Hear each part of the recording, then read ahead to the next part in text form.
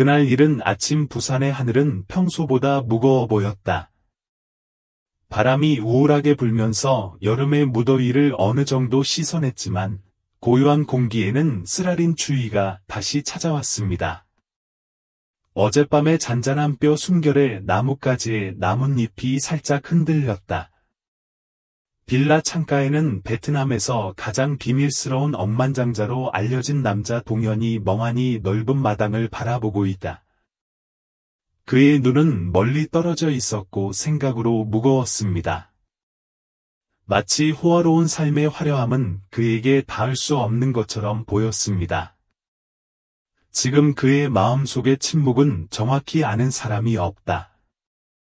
동현은 무슨 생각을 하고 있는 건지 자세히 들여다보면 살짝 슬픈 눈빛을 하고 있어 그 남자가 트라우마를 겪은 게 아닐까 짐작할 수 있다.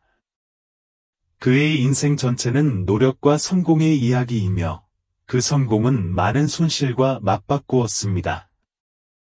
그러나 가장 크고 깊은 상실은 다름 아닌 외동딸 혜수였습니다. 혜수는 동현이에게 정말 행복한 시절을 만들어준 적이 있다.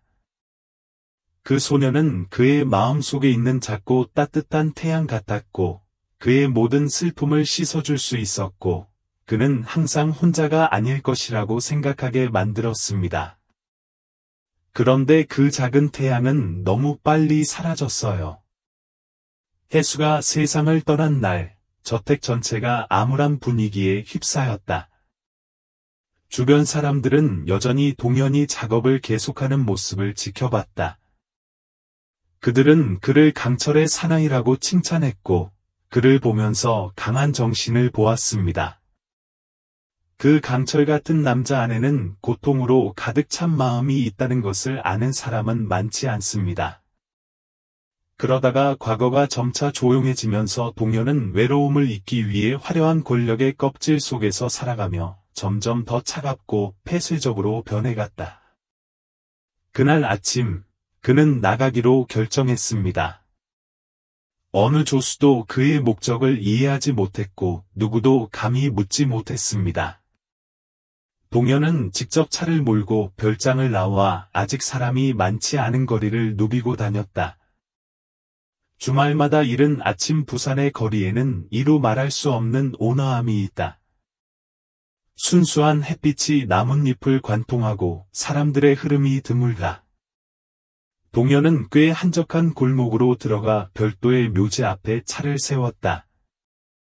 믿기지 않는 일이지만 유명한 억만장자가 이곳에 나타났지만 아무도 그를 보지 못했고 그는 누구에게도 알리고 싶지 않았습니다. 묘지는 일직선으로 늘어선 유칼립투스 나무들 사이에 조용히 자리 잡고 있으며 풀밭에는 아침 이슬이 아직 남아 있습니다. 반짝이는 한 방울 한 방울이 나뭇잎에 남아 약한 햇빛을 반사합니다.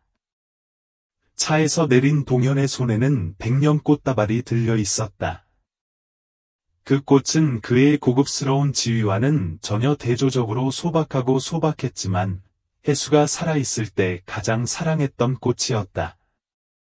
그는 조용히 돌길을 따라 묘지 끝에 위치한 무덤을 향해 천천히 나아갔다. 그곳은 그의 외동딸이 쉬고 있는 곳이다.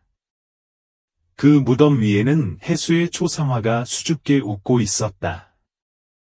그 소녀는 우아한 얼굴, 밝은 눈, 아침 햇살처럼 맑은 미소를 가지고 있습니다. 그 사진을 볼 때마다 동현이의 마음은 조여온다. 그는 종종 다음과 같이 생각했습니다. 만약 내가 그날 그렇게 엄격하지 않았더라면, 내 아이가 성공하도록 그렇게 많은 압력을 가하지 않았더라면, 어쩌면 상황이 달라졌을지도 모르지. 아픔과 후회가 있어도 시간은 되돌릴 수 없습니다. 오늘도 동현은 아들의 무덤 앞에 묵묵히 서 있었다. 그는 백년 꽃다발을 내려놓고 딸에게 말을 걸듯이 고개를 숙였다. 그의 얼굴에는 여전히 슬픔이 가득했다. 그런데 그 순간 이상한 광경이 그의 시선을 사로잡았다. 혜수의 무덤 앞에는 11에서 12세쯤 된 소년이 쪼그리고 앉아 있었다. 그 소녀는 빛바랜 티셔츠, 낡은 캔버스 바지, 흰색 플라스틱 샌들을 신고 있었습니다. 소년의 손에는 사진 한 장이 들려 있었고, 동현을 놀라게 한 것은 바로 그 사진이었다.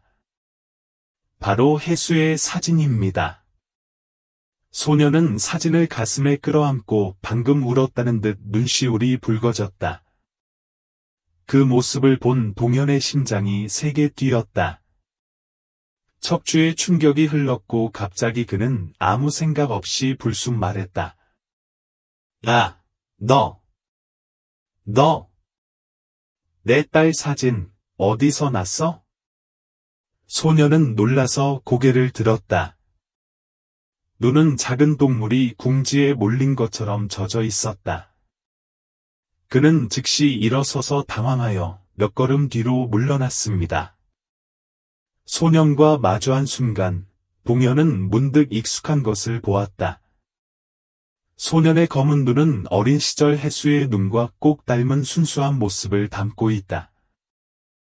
그 유사성은 너무나 명백해서 아버지의 마음을 떨게 했습니다.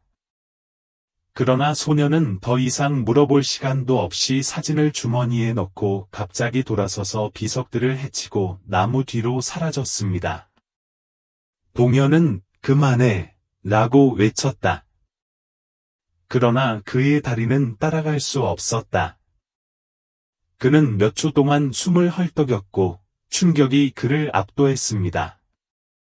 루지에 있던 낯선 소녀는 혜수의 사진을 손에 들고 그녀의 무덤 앞에서 울었다. 동현의 마음에는 질문이 너무 많다. 그 아이가 혜수 팬인가요? 할 수 없습니다. 그녀는 연예인이 아니라 그저 부유한 집안의 평범한 소녀이다. 그 소녀는 누군가의 친척이다. 동현은 이 아이의 존재도 전혀 모르고 그날 저녁 딸의 사진을 안고 슬픔에 잠긴 이유도 몰랐다. 별장으로 돌아온 동현은 잠을 이루지 못했다. 가볍게 식사를 한 뒤 혜수의 보물이 많이 보관되어 있는 넓은 공부방에 조용히 앉아 있었다. 소녀가 만졌던 액자 하나하나, 소녀가 만졌던 물건 하나하나가 이제 그 수많은 추억을 불러일으키며 속삭이는 목소리를 갖고 있는 듯하다. 아마도 외부인의 눈에는 동현이 명예, 권력, 돈, 지위의 모든 정점에 도달했을 것입니다. 그러나 그는 결국 그에게 가장 중요한 것은 자녀라는 것을 알고 있습니다. 하지만 그는 혜수를 지켜주지 못했다. 오랜 시간이 흐른 뒤, 그는 전 보안요원이었던 지수라는 개인 비서에게 전화를 걸었고 이제는 그의 민감한 문제 조사를 돕기 위해 왔습니다. 동현의 목소리에는 숨기고 싶지도 않은 절박함이 담겨 있었다. 지수야, 11살이나 12살 정도 된 남자아이를 찾는데 도움이 필요해.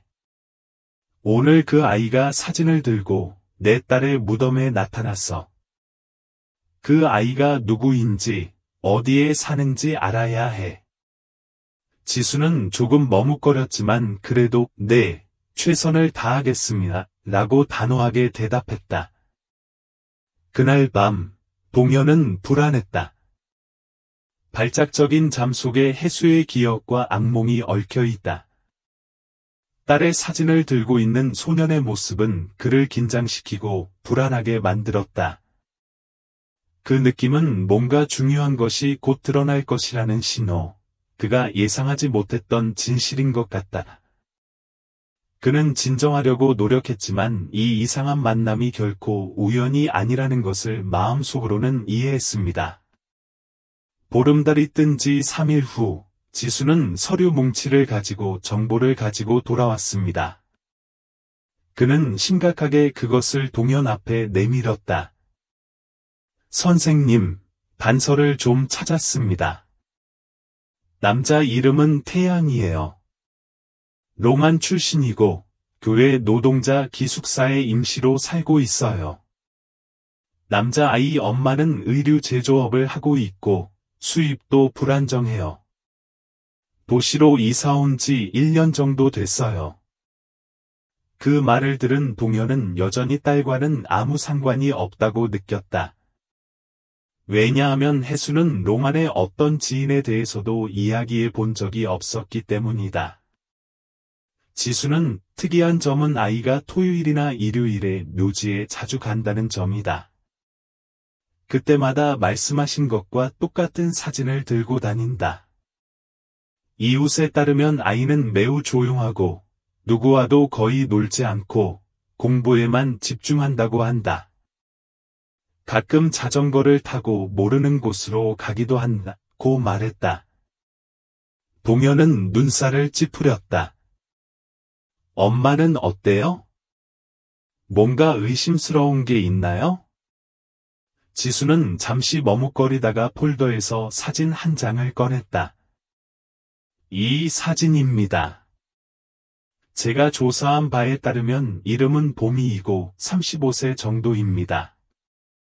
건강이 좋지 않아 한동안 병원에 입원해 계셨습니다. 동현은 여자의 사진을 집어들고 살펴보았다. 얼굴은 가늘고 눈은 깊으며 약간의 슬픔이 있습니다.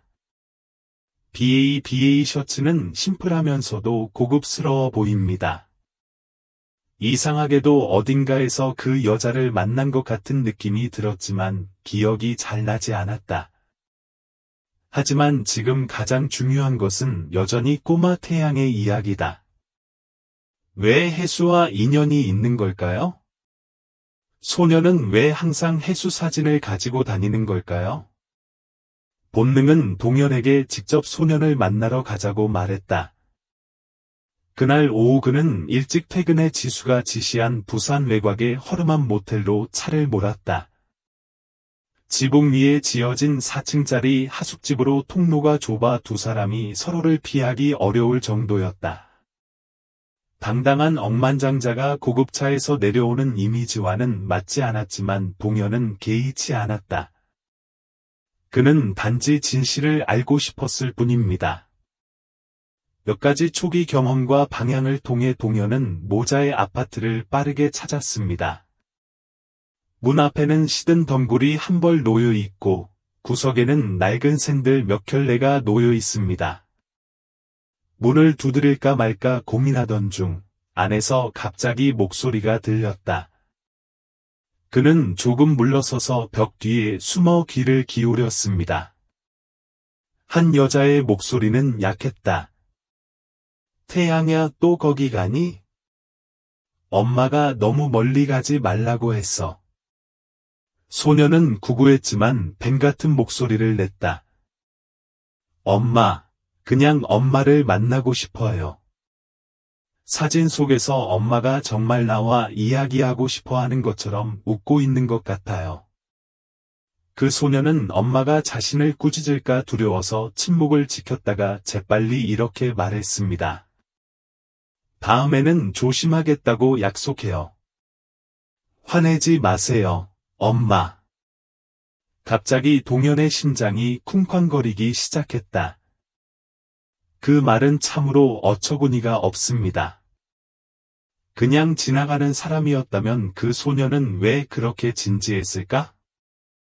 그는 문을 두드리기로 결정했습니다. 안에서 느린 발소리가 들리더니 마른 여자가 문을 열었다. 그의 얼굴은 낯선 사람에게 살짝 놀랐다. 그녀의 눈은 순간 당황한 표정을 지었다. 당신은 누구를 찾고 있나요? 동현은 여자와 눈이 마주친 순간 옛 추억에 충격을 받은 듯했다. 그는 혜수의 장례식장에서 그녀를 잠깐 목격했다. 그런데 그 순간 그 여성은 얼굴이 눈물에 젖어 군중 뒤에 서 있다가 갑자기 사라졌습니다.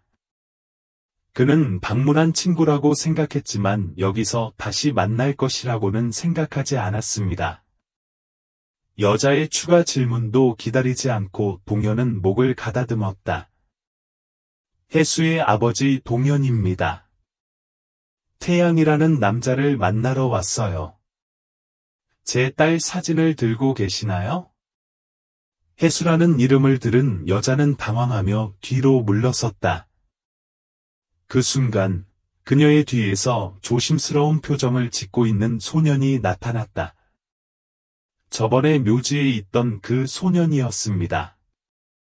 동현은 그 눈과 그 작은 체형을 단번에 알아보았다. 그의 마음에는 형언할 수 없는 불안이 일어났다.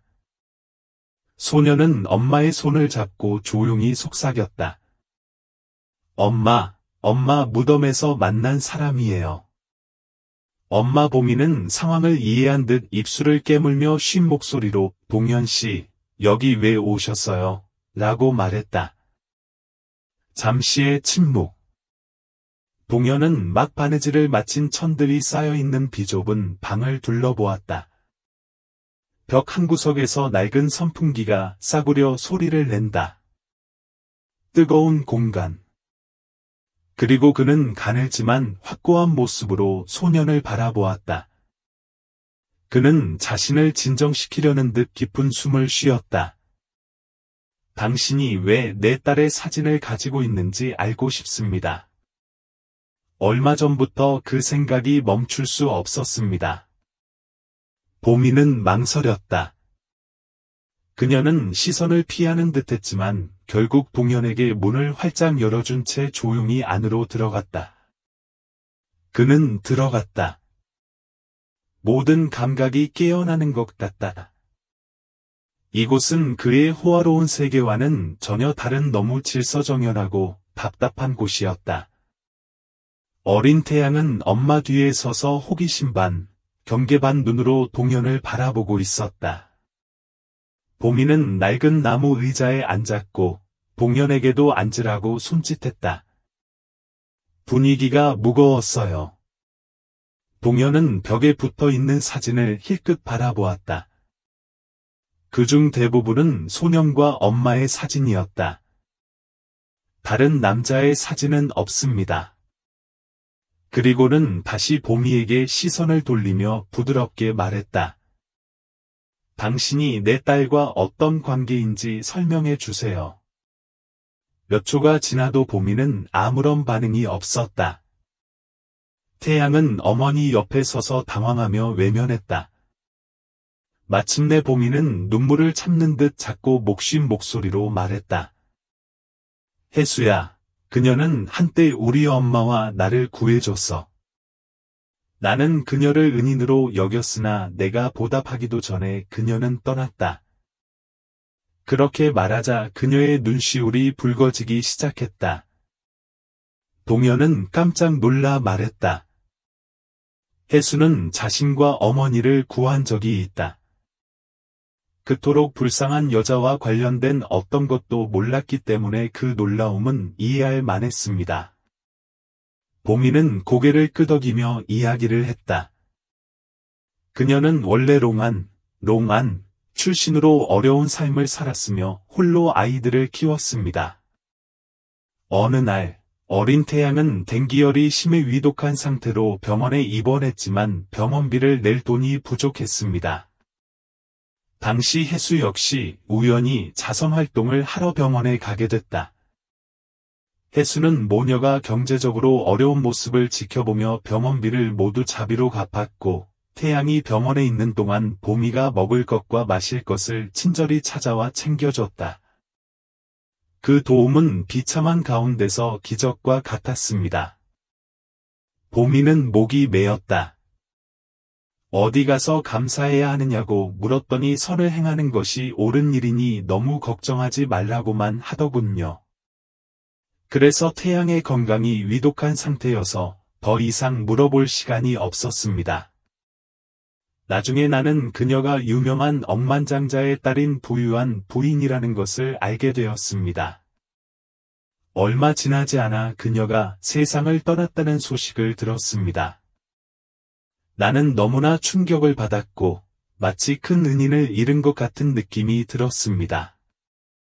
그 이후로 아들은 병실에서 환자와 함께 찍은 사진을 자주 가지고 왔는데 이 사진은 병원에서 우리에게 준 마지막 사진이기도 했습니다. 잠시 멈칫한 보미는 슬픈 목소리로 말을 이어갔다. 태양이 주말마다 몰래 자전거를 타고 무덤까지 향을 피우며 은혜를 갚았다는 것만 알고 있다.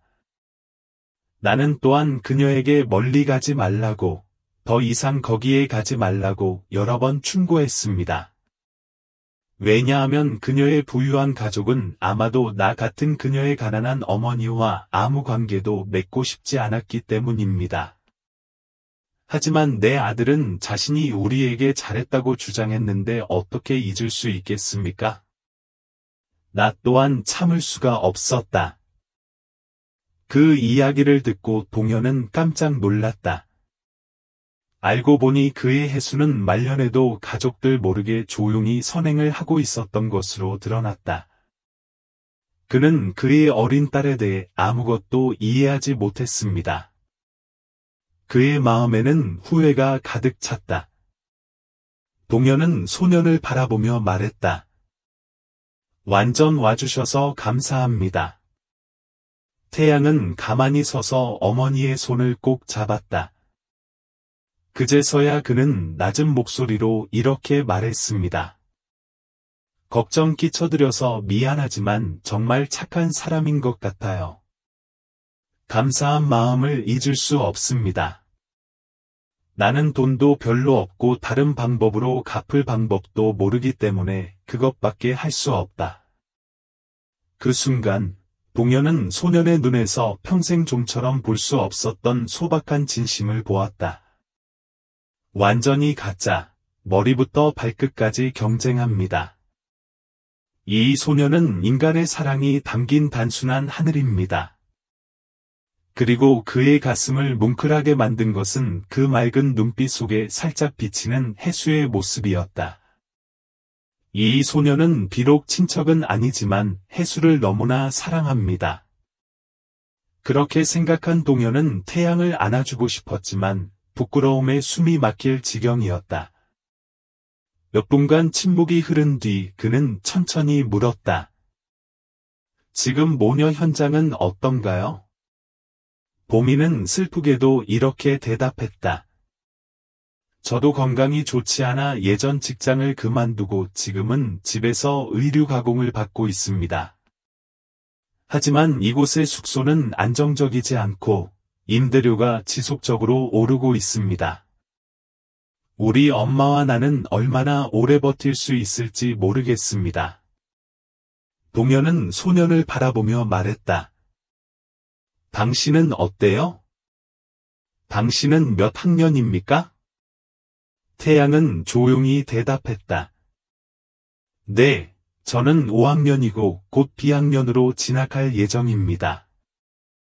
동현의 머리에는 한 가지 아이디어가 떠올라서 해보고 싶기도 하고 거절당할까봐 두려운 마음도 들었다. 그는 부드럽게 말했다. 아니면 엄마와 딸이 내가 여기서 멀지 않은 빈 집에 임시로 머물 수도 있을 것이다. 내 아이가 제대로 된 교육을 받을 수 있도록 해수님의 목처럼 돕고 싶습니다. 그 말을 들은 보미는 깜짝 놀라 고개를 세차게 저었다. 아니요, 괜찮아요. 감히 당신을 귀찮게 할 수 있어요. 예전에 해수가 엄마와 나를 도와준 게 너무 고마웠어요. 말이 끝나기도 전에 동현이 진지하게 말했다. 그렇게 말하지 마세요. 누구나 힘든 시기를 겪습니다. 보시를 하려고 하는 것은 아니지만 딸과 태양의 마음을 조금이나마 보답해 드려야 할 것 같습니다. 보미는 부끄러움과 고마움이 뒤섞인 감정으로 눈물을 흘렸다. 태양의 아들은 혼란스러웠다. 그는 어머니를 바라보다가 그가 깊이 존경했던 소녀의 은인의 아버지일 것이라고는 예상하지 못했던 이상한 남자에게로 향했습니다. 동현은 따뜻한 미소를 지으려고 노력했다. 당신은 무엇을 좋아합니까? 나는 당신이 공부하는 것을 도울 수 있습니다. 아니면 더 많은 재능을 배우고 싶다면 제가 알아서 할게요. 태양은 어색하게 머리를 극적였다. 나는 축구를 좋아하지만 더 공부할 생각은 감히 하지 않습니다. 태양의 대답은 곧바로 동현의 마음에 와 닿았다. 그는 해수 역시 스포츠, 특히 탁구를 좋아했지만 너무 바빠 그녀를 지지해주지 않았던 시절을 떠올렸다. 이제 그의 앞에는 스포츠에 관심이 있지만 감히 말을 할 수 없고 감히 꿈을 꾸지 못하는 소년이 있었습니다. 그것에 대해 생각하면서 그는 더욱 결심했습니다. 공부를 제대로 하고 해수처럼 솔직해지겠다는 약속만 하면 좋아하는 일을 할 수 있을 것이다. 다음 날에는 모든 일이 매우 빠르게 일어났습니다. 동현은 한때 창고를 짓기 위해 구입했지만 아직 짓지 않은 도시 외곽의 넓은 땅에 위치한 비층 주택으로 어머니와 아들을 이사하도록 주선했습니다. 집은 낡았지만 깨끗하고 모텔 방보다 훨씬 넓습니다. 보미는 너무 당황스러워하며 집세를 분할해서 낼 수 있는 방법을 찾아보겠다고 계속 말했지만 동현은 단호히 거절했다. 또한 보미가 안정적인 수입을 얻을 수 있도록 불안정한 가공에 대한 걱정을 덜기 위해 파트너의 의류회사에 아르바이트를 알선해 주기도 했다. 태양은 새 집 근처 꽤 괜찮은 고등학교로 전학 갔다. 많은 혼란을 안고 시작했던 그는 약간 수줍음이 많았습니다.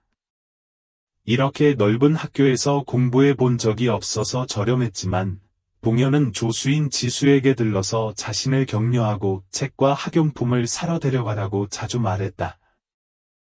가끔 일이 끝나면 동현이가 직접 찾아온다. 그는 태양과 함께 축구장에 가는 시간을 보냈다. 한 번은 한 소년이 밝은 오후에 태양 아래서 땀을 흘리며 공을 차는 것을 보았지만 그의 눈은 행복으로 빛나고 있었습니다.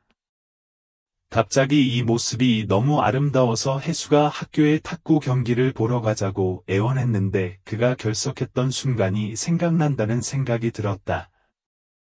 매우 고통스러운 고통이면서도 형언할 수 없는 기쁨으로 가득 차 있었습니다. 자신의 잘못을 일부 바로잡아 부활한다는 느낌이 들지 않았기 때문입니다. 시간이 지날수록 태양은 점차 동현에게 마음을 열었다. 그냥 삼촌이라고 부르다가 자연스럽게 동현 삼촌이라고 부르게 됐다. 그는 학교에서 돌아올 때마다 들러서 질문을 했고 때로는 함께 저녁을 먹으러 나가곤 했습니다. 또한 태양과 그의 어머니를 별장으로 여러 차례 초대해 식사를 하기도 했다. 그러자 보미는 머뭇거렸고 태양은 궁금한 반, 익숙하지 않을까봐 두려운 반이었다. 그러나 지위 격차는 여전히 존재한다. 별장은 너무 크고 화려해서 소녀는 감히 편안하게 걷지도 못했습니다.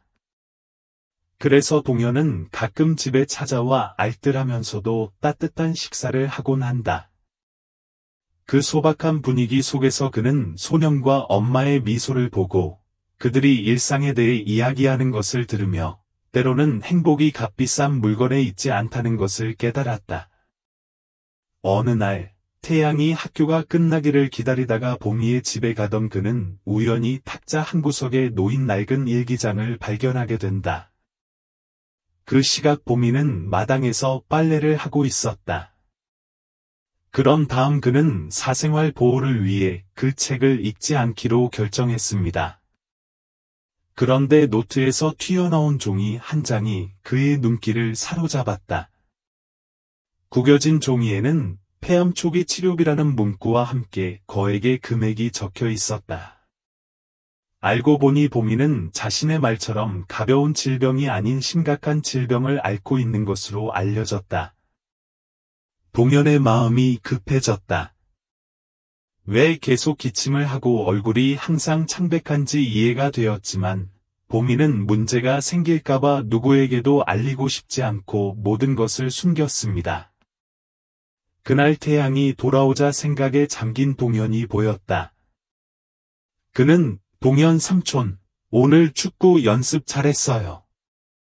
선생님이 저한테 재능이 있다고 하셨어요. 라고 기뻐했다. 동현은 마음속 걱정을 숨기려 했으며 억지로 미소를 지었다. 그는 머리를 쓰다듬었다. 축하해요. 소식을 들으니 정말 기뻐요. 아, 어머니는 잘 계시죠? 태양은 어머니가 아직도 기침을 많이 하는데 날씨 알레르기 때문이라고 하더라. 어머니는 회복력이 좋으셔서 불평을 전혀 안 하신다고 솔직하게 말했다. 소녀는 억만장자의 마음을 파고드는 걱정을 인지하지 못한 채 천진난만한 미소를 지었다. 그날 이후 동현은 조용히 사람들에게 알렸다. 실제로 보미는 폐암 초기 투병 중이다. 치료 가능성은 0이 아니지만 비용은 상당히 큽니다. 동현은 돈에 전혀 관심이 없고 그녀를 돕고 싶어 한다. 하지만 보미의 성격상 이 사실을 알면 절대 도움을 받아들이지 않을 것이라는 것도 이해했다. 그래서 태양의 안정적인 교육을 핑계로 모자를 별장에 초대해 함께 살 계획을 세웠다. 보미는 집안일을 관리한 후 천천히 보미를 치료할 기회를 찾을 수 있습니다. 오랜 설득 끝에 보미와 태양은 마침내 동현의 별장으로 이사했다. 왜냐하면 의사가 그녀에게 생활 환경이 좋고 공기가 깨끗하며 너무 열심히 일하지 않아도 되는 곳에서 살라고 조언했기 때문입니다. 첫날 아침, 편안한 방에서 눈을 뜬 보미는 깜짝 놀랐다. 어린 시절부터 성인이 될 때까지 그녀는 이렇게 충만하게 살아본 적이 없습니다. 그럼에도 불구하고 그녀는 여전히 소심하고 항상 정신을 차리고 감히 아무것도 건드리지 못했습니다. 동현은 웃으며 이곳을 자신의 집으로 생각하라고 말했다. 필요한 것이 있으면 가정부에게 말씀하세요. 저는 항상 이 집에 같이 있어줄 사람이 있었으면 좋겠어요. 태양은 더 기뻐요. 축구 포스터를 전시할 수 있는 자기 방이 있으니까요. 오후에는 방과 후 동현과 정원에 앉아 물을 마시며 이야기를 나눴다. 소녀는 처음으로 할아버지에게 자신의 꿈을 털어놨다. 프로 선수가 되고 싶어요. 전에는 기회가 없을 거라고 생각했는데 지금은 꿈을 이루고 있는 것 같아요. 그 말을 들은 동현은 안타까움을 느꼈다. 이전에 그는 해수가 사업 분야에서 경력을 쌓기를 원했습니다. 그것이 성공과 명성을 얻는 유일한 길이라고 생각했기 때문입니다. 하지만 그의 딸은 스포츠와 음악을 좋아합니다. 그는 해수의 열정으로 시간을 낭비하는 것을 지지하지 않고 여러 차례 꾸짖기까지 했다. 아마도 그것이 아버지와 아들을 점점 더 멀어지게 만드는 이유일 것입니다. 지금 그의 앞에는 열정으로 빛나는 소년이 있었다. 그는 실수를 반복하지 않기로 결정했습니다. 어느 날 저녁, 보미가 자고 있는 동안 동현은 조용히 주치의를 불러 진료를 받았다. 결과는 이 질병이 치료하기에 너무 늦은 것은 아니지만 조기 개입과 비용이 많이 드는 요법이 필요하다는 것을 확인했습니다. 동현은 생각에 잠겼다. 그는 조용히 좋은 병원을 정하고 연락했다. 며칠 뒤 그는 보미 씨를 거실로 초대하며 보미 씨 병을 우연히 알게 됐다. 혼자 문의해서 미안하지만 지체할 수 없는 일이다. 비용은 내가 다 하겠다. 치료는 내가 하게 해주세요. 태양도 엄마가 필요하고 태양도 건강해야 보살핌을 받을 수 있다. 고 털어놨다. 처음 짐작했던 대로 보미는 단호하게 거절했다. 그녀는 자신은 그와 혈연 관계가 없는 가난한 여자일 뿐이라며 그토록 큰 돈을 희생할 가치가 없다고 말했다. 하지만 동현은 그것을 예상하고 있었다. 그는 천천히 말했다. 당신 자신을 생각하지 말고 태양을 생각하십시오. 당신이 필요합니다. 당신은 또한 내 딸 해수를 생각해야 합니다. 그녀가 아직 살아있다면 그녀는 분명히 당신을 치료하기를 원할 것입니다.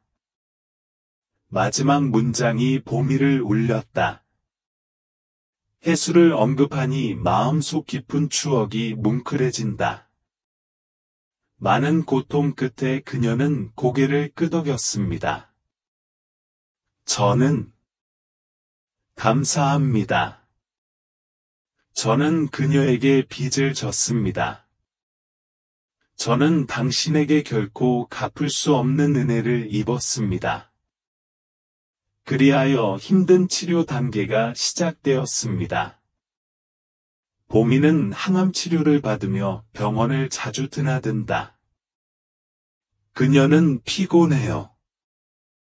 태양은 어머니를 간병하기 위해 학교도 가고 병원에도 가는데 늘 걱정이 앞섰다. 어느 날 그는 어머니를 잃을까봐 작은 수첩을 들고 조용히 울었습니다. 동현은 어머니가 이겨내실 거다. 그렇게 믿어라. 내가 다 하겠다. 고 위로하고 격려했다. 점차 태양은 그를 어머니 외에 유일한 친척으로 여기게 되었다. 그는 친밀감과 존경의 표시로 그를 동현 삼촌 대신 동현이라고 다정하게 부르기 시작했다. 동현은 처음에는 수줍어했지만 마음은 무척 따뜻했다. 이 집에서는 누군가가 그를 할아버지라고 부른 지 얼마나 됐나요? 보미의 치료 기간 동안 태양은 학업을 계속하며 학교 청소년 축구팀에 합류했습니다. 소년의 재능은 점차 드러났다. 코치조차도 그의 미드필더로서의 능력과 능숙하고 터프한 플레이를 높이 평가했습니다. 태양은 교류 전 도중 가벼운 부상을 입었다. 동현은 그를 의사에게 데려가기 위해 축구장으로 달려갔다. 너무 걱정이 많아서 손발이 어지러웠고 얼굴이 창백해졌고 평소의 위험도 더 이상 느껴지지 않았습니다. 그래서 태양은 가족의 같은 진심 어린 사랑을 느끼게 됐다. 그러나 모든 일이 순조롭게 진행되는 것은 아닙니다. 태양은 학교에서 점차 두각을 나타내면서 귓속말과 소문이 돌기도 했다. 왜 그 불쌍한 아이가 갑자기 억만장자의 후원을 받는 거죠? 어쩌면 그 사람이 더러운 속임수를 쓰는지도 모르죠. 일부 동급생은 물론 그들의 부모까지도 의심과 질투를 표현했습니다. 태양은 윙윙거리는 말을 많이 들었다. 때때로 그는 자신에 대해 극도로 안타까움을 느꼈습니다. 그는 자신과 그의 어머니가 억만장자의 동정심을 가지고 광산을 채굴하고 생활하고 있다는 소문을 퍼뜨릴까 두려웠습니다. 그는 동현이 참여하고 싶어하는 파티나 활동을 피하려고 노력했다.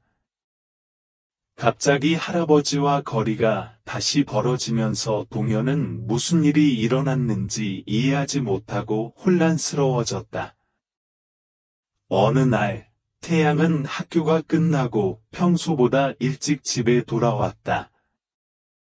동현이 거실에 앉아 계약서를 넘기고 있는 모습이 보였다.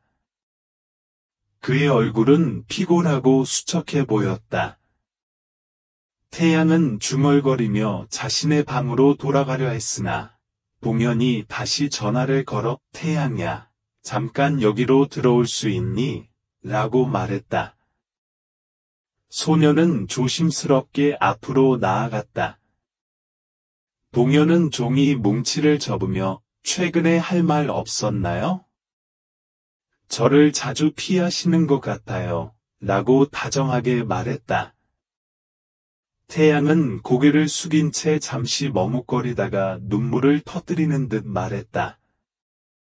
사람들이 소문을 퍼뜨리는데 우리 가족이 너한테 붙어서 부를 누리려고 한다고. 욕 먹는 것도 싫고 엄마도 그걸 듣고 서운해하는 것도 싫다고. 그의 목소리가 막혔다. 그 말을 들은 동현은 마음이 아팠다. 그는 태양의 머리를 부드럽게 쓰다듬었다. 살아오면서 소문이 많이 났는데 중요한 건 내가 하는 일이 옳고 그름을 아는 것입니다. 마음이 있기 때문에 사랑하는 것이지 다른 것 때문이 아닙니다. 제가 당신과 당신의 어머니를 돕는 것은 혜수의 마음 때문이고, 나 자신이 가족의 소중함을 이해하기 때문입니다. 남의 말에 신경 쓰면 인생에서 귀중한 것을 많이 놓칠 것입니다. 태양은 무표정한 눈으로 고개를 들었다. 하지만 당신이 상처를 받을까 두렵습니다. 상처를 주고 싶지는 않습니다. 동현은 고개를 저었다. 나는 당신을 아프게 한 것이 아니다. 당신이 나를 더 행복하게 만들었다. 중년들이 흔히 기억하는 속담이 있다. 인생은 너무 짧다. 사랑을 놓치지 말라. 알겠나? 우리는 아직 살아있으니 서로의 좋은 점을 소중히 여기자. 그 단순하면서도 의미심장한 말 한마디가 태양의 마음속에 있는 모든 짐을 씻어내는 듯했다. 소녀는 눈물을 흘리며 달려가 동현을 안았다. 이렇게 적극적으로 안아주는 건 처음이었다. 그 순간 두 사람은 혈연관계가 아닌 진정한 사랑처럼 보이지 않는 끈으로 이어져 있는 듯했다. 보미는 날이 갈수록 긍정적인 모습으로 회복해 나갔습니다. 치료요법은 좋은 결과를 보였으며 암세포가 통제되었습니다. 그녀는 소식을 듣고 너무 기뻐 울면서 평생 동현 씨에게 빚을 졌다고 계속 말했다. 동현은 가장 큰 빚은 혜수에게 있다. 내가 너와 내 엄마를 만난 건 혜수 때문이니까 라고 고개를 저었다. 혜수는 이름이 언급될 때마다 마음의 옅은 아픔을 느꼈다. 하지만 이제 그 고통은 어느 정도 줄어들었습니다. 왜냐하면 천국에 있는 자신의 딸도 웃으며 지켜보고 있다고 믿기 때문입니다. 원래 차가웠던 넓은 별장은 이제 태양의 웃음소리와 보미가 요리하는 따뜻한 밥상으로 북적거렸다. 집에 계신 하우스키퍼님과 직원분들도 매우 만족해 하셨습니다. 이렇게 편안하고 따뜻한 사장님을 본 적이 없다고 하더군요. 태양이 7학년 후반이 되었을 때 학교에서는 지역 단위의 청소년 축구대회를 개최하여 강팀들을 많이 모았다. 태양은 학교 축구팀 주장으로 선출됐다. 그는 자신의 능력을 증명하기 위해 열정적으로 연습했습니다. 경기 당일 관중석을 올려다보니 동현과 보미가 환호하는 모습이 보였다. 보미는 회복 중에도 여전히 가려고 노력합니다. 동현은 모든 준비를 제쳐두고 경기 직전 태양에게 다가와 어깨를 두드리며 열심히 해라, 최선을 다해라. 나는 너를 믿는다, 고 말했다. 경기는 극적이었습니다. 태양팀은 매우 강한 상대와 마주쳤다.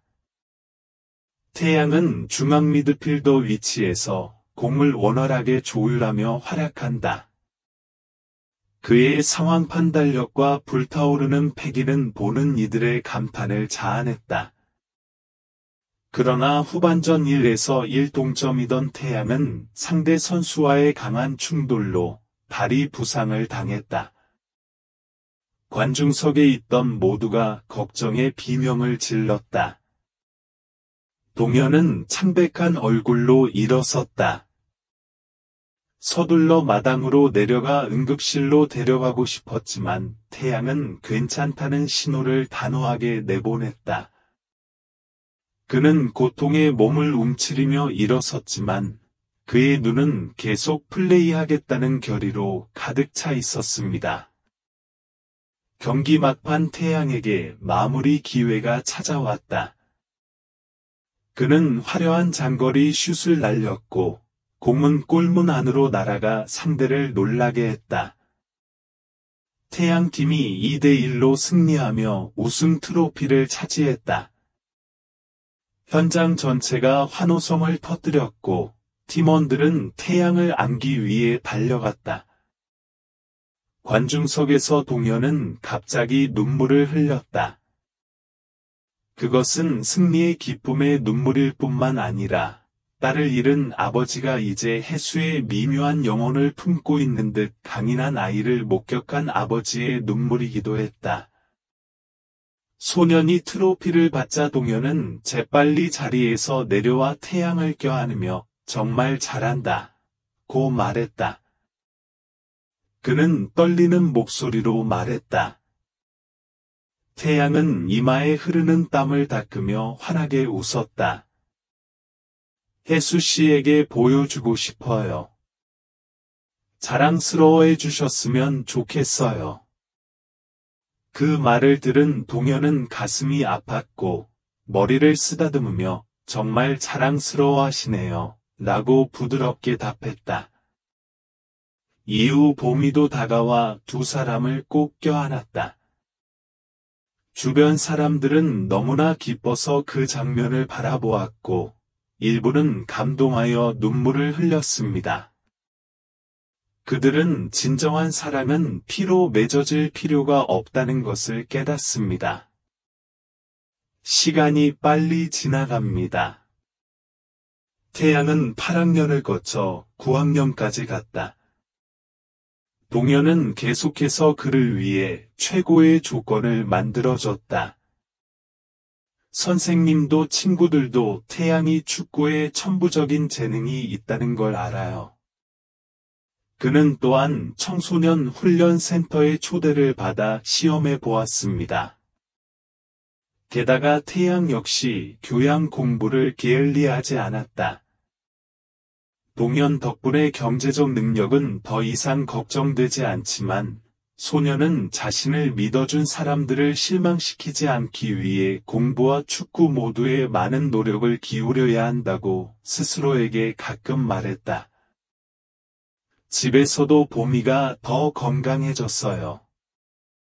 정기검진을 통해 질병이 상당히 호전된 것으로 나타났습니다. 동현이가 의사한테 돈을 줬어요. 최고의 학자인 그녀는 더 이상 예전처럼 약하지 않고 얼굴도 아름다운 모습을 가지고 있다. 집안일을 도와주려고 노력하지만 동현은 더 쉬고 회복에 집중하라는 말을 자주 한다. 따뜻한 저녁 식사도 점차 가족의 습관이 되었습니다. 동현은 더 이상 혼자가 아니다. 가끔 사색에 잠겨 해수의 출발이 그리워지기도 했지만 그리움은 이제 봄이와 태양의 존재로 훈훈해졌다. 그는 딸이 뒤늦은 보상으로 모녀를 데려왔다고 생각한 적이 많았다. 그러나 인생은 간단하지 않습니다. 태양은 중학교를 졸업하면서 전문학교에 진학해 학업을 이어갈 것인지 아니면 유소년 축구 전문 훈련소에 입학할 것인지 중요한 결정에 직면했다. 그곳은 그가 소중히 여기는 꿈이지만 부담감과 위험이 가득한 곳이기도 하다. 보미는 단지 자신의 아이가 좋은 교육을 받고 강한 인격을 갖기를 원할 뿐입니다. 왜냐하면 그녀는 항상 축구가 지속되지 않을지, 한 번의 부상으로 충분할지, 그리고 미래가 어떨지 걱정하기 때문입니다. 태양은 어머니의 걱정을 이해하기 때문에 더욱 망설였다. 동현은 머리가 덜 아프다. 그는 과거의 실수를 반복할까봐 두려워서 자신의 꿈을 딸에게 맡겼다. 이제 그는 태양이 자유롭게 선택할 수 있기를 원합니다. 어느 날 밤, 보미가 자고 있을 때, 태양은 잠자기 전 65분 남았을 때 조용히 동현에게 이렇게 말했다. 나는 축구를 하고 싶지만 어머니를 슬프게 할까봐 두렵다. 나는 어머니가 걱정하는 것을 원하지 않습니다. 동현은 그의 옆에 앉아 등을 토닥였다. 아시다시피 과거에 저는 제 딸에게 사업 경력을 쌓도록 강요했을 때 실수를 저질렀습니다.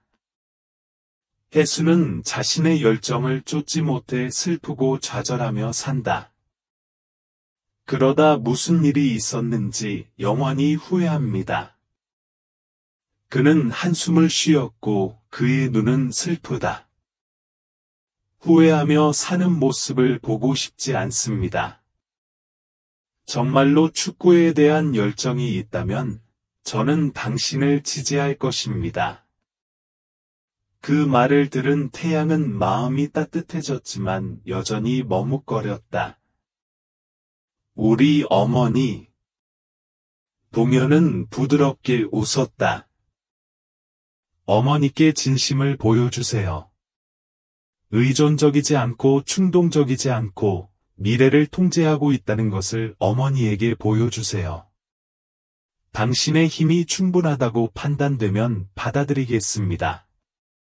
소녀는 고개를 숙이고 생각한 후 대담하게 위를 올려다보았다. 나는 어머니에게 그것을 증명하기 위해 문화 연구와 축구 모두에서 최선을 다할 것입니다. 나는 항상 당신과 함께 할 것입니다. 그렇죠? 그는 고개를 끄덕였다. 물론. 이야기는 거기서 끝나는 것 같았는데 또 예상치 못한 사건이 일어났다. 어느 날 오후, 동현이가 누구도 만지지 못하게 했던 혜수의 낡은 방을 청소하던 중, 보미는 우연히 서랍 뒤에 숨어있던 혜수의 낡은 노트를 발견하게 된다. 보미는 궁금해서 열어보았고, 자신의 스포츠 꿈과 아버지의 지지를 받지 못한 슬픔을 담은 어린 소녀의 감동적인 손글씨 페이지를 보았습니다. 다음과 같은 구절이 있습니다. 아버지가 나를 이해해 주셨으면 좋겠습니다. 나는 사업 경력을 물려받고 싶지 않고 더 경쟁하고 싶고 스포츠 세계로 나아가고 싶다. 가끔 아빠가 나를 사랑한다는 생각이 들 때도 있지만 내 꿈에는 너무 냉정하시다. 피곤해요. 그 글을 읽은 보미는 얼굴을 가리고 울면서 혜수의 고통만 느꼈고 가족의 보살핌을 받지 못하는 아이의 심정을 이해했다. 그날 밤 보미는 동현에게 노트를 건넸다. 그는 딸이 쓴 단어 하나하나를 읽으면서 페이지를 다 읽을 때마다 몸을 떨었습니다.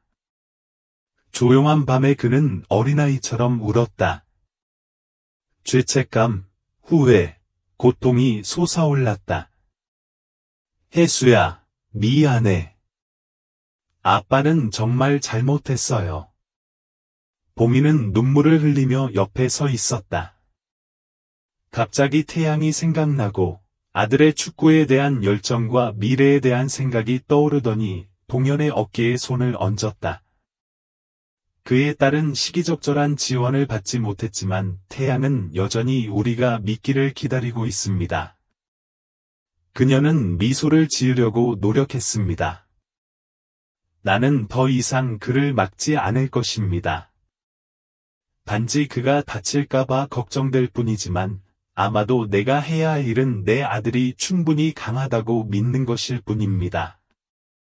해수에게 빚을 졌으니 이제 태양과의 실수를 반복하고 싶지 않다. 그 말은 동현의 마음의 상처를 달래주는 약과도 같았다. 그들은 함께 동의했습니다.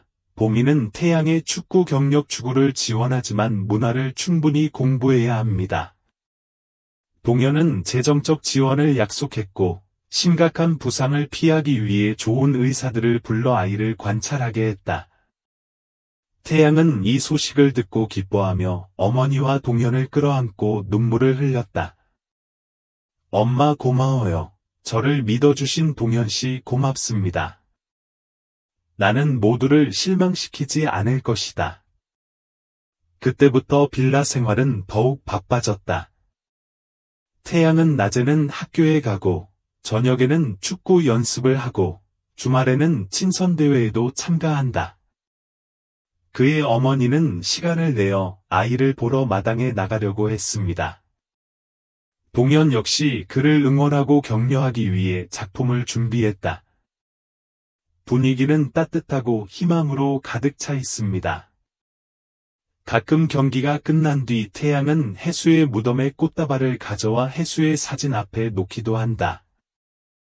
그는 속삭였다. 아줌마님, 저도 최선을 다해 노력하겠습니다. 건강하게 축복해 주시길 바랍니다. 태양은 15살이 되던 해 서울의 한 명문 유소년 축구학원에서 주목을 받았다. 그들은 그에게 북한으로 가서 손을 잡고 젊은 인재를 모집하기 위한 시험에 참가하라고 권유했습니다. 그것이 큰 전환점이 되었습니다. 부산에서 서울로 유학을 간다는 것은 어머니와도 동현과도 떨어져 있어야 하고 훨씬 더 독립적이어야 한다는 것을 의미했다. 보미는 걱정스럽기도 했지만 아이의 열정과 자신이 걸어온 여정을 보며 동의하기로 했다. 동현은 교묘하게 상기시켰다. 그 학원은 좋은데 쉽지는 않아요. 준비됐나요? 태양은 굳게 고개를 끄덕였다. 난 준비됐어. 해수에게 고마운 마음뿐 아니라 제 꿈에 대해서도 모두의 자랑이 되도록 하겠습니다. 태양을 공항으로 보내는 날, 보미는 아이의 손을 잡고 펑펑 울었다. 남자아이들은 건강해야 하고 공부도 제대로 해야 하며 축구에만 열중하고 모든 것을 잊어버려서는 안 됩니다. 태양은 어머니의 손을 꼭 잡으며 고개를 끄덕였습니다. 엄마, 걱정하지 마세요. 비에게 모든 것을 남겨두지는 않을 거예요. 나는 아직도 집에 가서 어머니를 돌보아야 합니다. 그는 무심하게 동현을 돌아보았다. 동현 씨, 실망시키지 않을게요. 동현은 새로운 믿음과 희망을 안고 떠나는 태양의 어깨에 손을 얹었다. 동현은 어깨에 기대어 자랑스러운 눈으로 그를 바라보며 가서 너의 세계를 탐험해봐. 나는 항상 내가 돌아오기를 기다릴게 라고 말했다. 소녀는 그를 꼭 껴안았다. 그 순간 두 사람은 이 관계가 더 이상 멀지 않다는 것을 깨달았습니다. 태양이 없는 삶, 빌라는 조용해진다. 보미 씨도 결과를 확인하기 위해 병원에 자주 가는데요. 상황은 여전히 양호하며 질병은 안정적입니다. 동현은 여전히 회사를 운영하고 있지만 기분이 많이 달라졌다. 그는 종종 비서에게 수년 만에 처음으로 집이 단순히 텅 비어 있고 호화로운 공간이 아니라 집으로 돌아갈 수 있는 곳처럼 느껴진다고 말했습니다. 반년 후, 태양은 지역 청소년 대회 참가를 준비하기 위해 아카데미 U15 대표팀에 선발됐다는 소식을 전했다. 이것은 대단한 자부심입니다. 보미와 동현 모두 신이 났다. 중요한 경기에서 그를 응원하기 위해 서울에 가기로 결정했다. 결승전이 열렸던 날, 경기장은 태양을 응원하기 위해 온 관중들로 가득 찼다. 메인 스쿼드에서 태양은 등번호 10번을 입고 용감한 마음으로 플레이할 준비가 되어 있습니다. 경기 전 태양은 관중석을 올려다보니 보미와 동현이 나란히 앉아 손을 흔들며 환호하는 모습을 보였다. 보미는 아까보다 얼굴이 더 밝게 환하게 웃었다. 동현은 여전히 쿨해 보이지만 눈빛에는 애정과 자부심이 가득 담겨 있다. 태양은 말문이 막혔다. 그는 할아버지를 처음 만났을 때 무덤 앞에서 해수의 사진을 들고 있는 소년에게 전화를 걸던 순간을 떠올렸다. 그것은 모두 꿈과 같습니다. 그리고 지금 그는 무조건적인 지지를 받으며 꿈의 무대에 서 있다. 그 순간 그의 마음은 행복으로 가득 찼습니다. 경기는 마지막 순간까지 드라마틱했다. 태양팀은 시간이 얼마 남지 않은 상황에서 1대2로 뒤졌다. 태양은 필드 곳곳을 뛰어다니며 공격을 조직하고 동료들에게 공을 패스하는 등 지친 모습을 보였다. 인저리 타임 직전 절호의 기회를 잡은 그는 상대 골문에 슈팅을 꽂아 2에서2 동점골을 터뜨리며 숨막히는 승부차기로 경기를 끌고 갔다. 결국 태양팀이 승리하며 우승 트로피를 차지했다. 경기장 전체가 폭발했다. 보미와 동현은 기쁨의 눈물을 흘렸다. 그들은 그에게 달려갔습니다. 잊을 수 없는 순간이었습니다. 태양은 어머니를 껴안고 이어 동현을 껴안고 반짝이는 트로피를 들어 올렸다. 군중은 환호했다. 언론은 끊임없이 사진을 찍었습니다. 그날부터 사람들은 태양을 베트남의 젊은 축구 유망주로, 동현을 억만장자이자 소년의 후원자로 알게 됐다. 이후 태양은 수많은 러브콜과 장기 훈련 계획을 받기 시작했지만, 그래도 학업 목표는 어머니와의 약속이었기 때문에 잊지 않았다. 동현에 대해서는 너무 깊게 개입하지 않고, 단지 재정적 안정과 최선의 길을 보장하기 위해 뒤에서 서서 온 힘을 다해 격려해 주었습니다.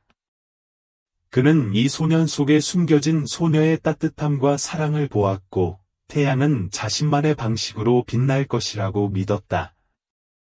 1년 후 태양은 어머니를 만나러 부산으로 돌아왔다. 보미는 이제 거의 완쾌됐고, 건강도 안정적이며, 동현이 투자한 의류 공장에서 가볍게 일하고 있다. 키가 크고 능숙한 아들을 바라보며 그녀는 흥부를 금할 수 없었습니다. 여전히 같은 빌라지만 이제는 구석구석이 아름다운 추억으로 가득 차 있습니다. 해수의 방에서 보미는 유품 한 구석을 소중하게 보관했다. 태양은 거기에 들어가 향을 피우고 흰 꽃을 꽂았다. 아줌마, 꿈의 일부를 이뤘어요. 더 노력하겠습니다. 동현 씨와 아직 건강하신 어머니를 만날 수 있게 해주셔서 감사합니다. 저녁을 마치고 태양이 돌아오던 날, 동현, 보미, 태양 세 사람은 식탁 주위에 모였다. 그들은 웃고 떠들며 태양이 걸어온 여정에 대한 재미있는 이야기를 나눴다. 동현은 감격 가득한 목소리로 차잔을 들어 올렸다. 오늘 이렇게 보니 너무 기쁘고 보미 씨에게도 감사하다는 말씀 전하고 싶습니다. 태양님과 태양 덕분에 다시 가족의 따뜻함을 찾았으니까요. 보미는 동현 씨 그런 말씀은 하지 마세요. 저와 저희 엄마를 인도해 준 건 해수의 친절이었어요. 4, 5세계가 있다면 저도 해수에게 보답하고 싶어요. 라고 부드럽게 웃었다. 세 사람은 말없이 서로를 바라보았지만 눈빛에서는 사랑이 빛났다. 그날 밤, 동현은 발코니에 홀로 앉아 환하게 빛나는 도시의 밤하늘을 올려다보았다. 그는 해수를 기억했고, 그녀의 어린 시절을 기억했다. 그녀의 장난스러운 미소는 항상 마당에 플라스틱 공을 쫓고 있었다. 만약 노인이 덜 엄격하고 그의 말을 잘 들었다면 아마도 그의 딸에게는 다른 결과가 있었을 것입니다. 하지만 후회하면서도 소년 태양에게서 희망을 되살릴 기회를 얻었다는 사실도 알고 있었다. 어쩌면 어디선가 해수도 그를 용서했을 것이다. 조용히 별들을 바라보며 그는 부드럽게 속삭였다. 아버지, 안심하세요. 아버지께서 저에게 주신 사랑에 늘 합당하게 살겠습니다. 태양이에게 어떤 부담도 주지 않을 것입니다. 아버지가 자신의 불타는 꿈을 유명하게 만들어 주실 거라고 확신합니다. 아빠, 제 삶에 나타난 사랑이 무엇인지 알려주셔서 감사합니다. 밤바람이 불어와 정원 한 구석에 심어진 향기로운 플루메리아 꽃의 향기를 실어 나르고 있었습니다.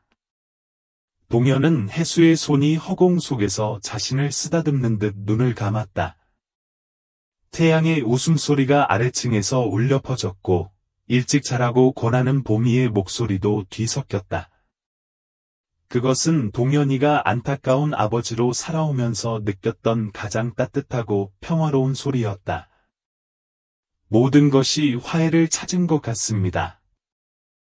이야기는 희망으로 가득한 새로운 장을 엽니다. 인생은 그런 것입니다. 때로는 상실이 아무것도 아닌 것처럼 느껴지고 그것을 만회할 방법이 없지만 운명은 낯선 사람을 만나게 될 수 있고 우리가 다시 사랑하는 법을 배울 수 있는 마법 같은 기회가 될 수 있습니다. 비록 늦었지만 이 여행은 동현이 가족의 진정한 의미를 재발견하는 데 도움이 됩니다.